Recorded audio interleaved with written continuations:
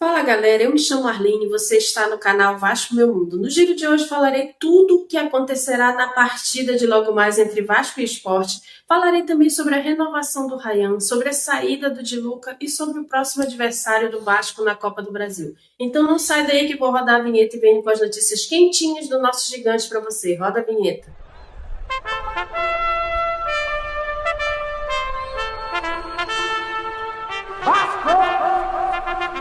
Então, sem mais delongas, eu começo falando sobre a partida de logo mais. Vasco e Sport se enfrentam na noite desse sábado pela terceira rodada do Campeonato Brasileiro. As duas equipes vêm de derrota na competição e irão em busca da recuperação em São Januário a partir das 21 horas. Derrotado pelo Corinthians na última rodada, o Vasco não conseguiu apagar a má impressão deixada com a vitória sobre o Puerto Cabello da Venezuela pela Copa Sul-Americana. No duelo da terça-feira passada, o Cruz Maltino desperdiçou muitas chances de marcar e venceu apenas pelo placar mínimo.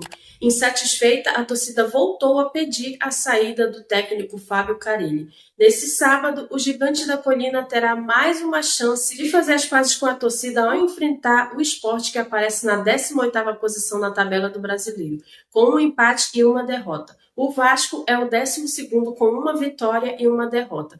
Para enfrentar o Sport, Carille deve repetir a escalação que iniciou a partida contra o Puerto Cabello. A novidade entre os relacionados deve ser a volta do atacante Adson, que foi poupado na terça-feira por conta de dores na perna direita. Ele treinou normalmente nos últimos dias e deve ser opção no banco de reservas. Maurício Lemos vai desfalcar o Vasco na partida de hoje, como todos nós já sabemos, infelizmente. O zagueiro uruguaio sofreu uma fratura na costela em decorrência de uma pancada na vitória sobre o Puerto Cabello na Sul-Americana. Por esse motivo, ele será poupado e não foi relacionado para o jogo. Sem Lemos, a tendência é de que Lucas Freitas seja o titular. O zagueiro teve um bom início de temporada e terminou o Campeonato Carioca como titular na defesa, mas perdeu a vaga para o uruguaio no período de preparação que antecedeu o Brasileirão. A partida terá transmissão do Sport TV e Premier. O árbitro da partida será o senhor Wilton Pereira Sampaio de Goiás, oremos. E a provável escalação do Vasco será Léo Jardim, Paulo Henrique, João Vitor, Lucas Freitas e Lucas Piton, Hugo Moura, Tietê, Felipe Coutinho, Garré, Verrete e Nuno Moreira. Mas diz aí, torcedor, tá confiante?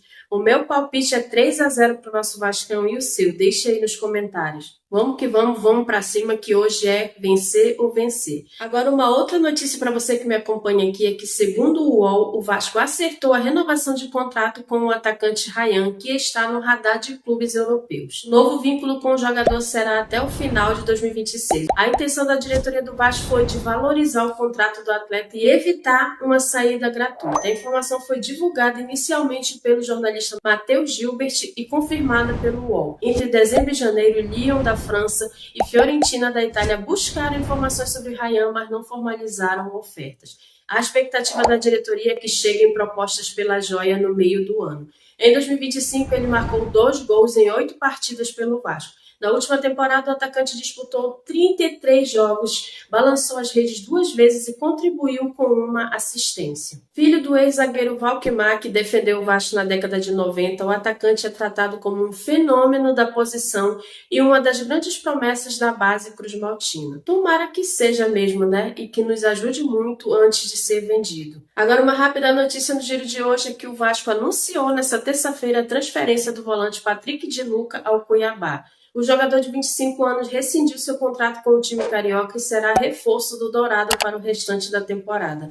O atleta de 25 anos estava fora dos planos de Fábio Carille para a temporada e vinha treinando à parte do restante do grupo principal de jogadores. O vínculo do jogador se estendia até o fim de 2025. Anunciado como atleta do Vasco em dezembro de 2022, o volante foi uma das principais contratações da 777 Partners logo na primeira janela de transferências. Ao todo, foram apenas 10 jogos no clube, sem gols marcados. Di Luca retornou de empréstimo e atuou nas 2 primeiras rodadas do Campeonato Carioca deste ano, contra o Nova Iguaçu e Bangu. mas o desempenho não agradou a comissão técnica. Em 2024, o jogador foi emprestado ao Ceará e disputou 35 partidas. E com muitas opções para o setor de meio campo, a comissão técnica de Fábio Carille não enxergava espaço para o jogador. Nem eu enxergava, sinceramente. Só para frisar uma coisa aqui para você que está me acompanhando, quem também acertou com outro clube foi o Zé Gabriel. Ele agora é jogador do Criciúma e que seja muito feliz lá, amém, né? E só uma pincelada numa notícia aqui que todos nós já sabemos, né? Que o próximo adversário do Vasco na Copa do Brasil será o Operário do Paraná. E o primeiro jogo será com o mando do Operário, né? Que inclusive divulgou que não irá vender o mando da partida. E a decisão será no nosso Caldeirão em São Januário com o mando do Vasco. E temos que passar de fase, porque é obrigação, com todo respeito ao Operário. No mais é isso, você que ficou comigo até o final do vídeo, eu peço para deixar o like, peço para se inscrever se não for inscrito e está aqui pela primeira vez, e peço para ativar o sininho das notificações, que ativando você estará sempre comigo aqui no canal Vasco Meu Mundo. Fiquem com Deus e até o próximo vídeo com mais notícias do nosso gigante para você, e eu espero que sejam notícias boas, né? Aquele pós-jogo levezinho que eu gosto de fazer. Até o próximo vídeo. Tchau. Valeu. Saudações vascaínas, galera.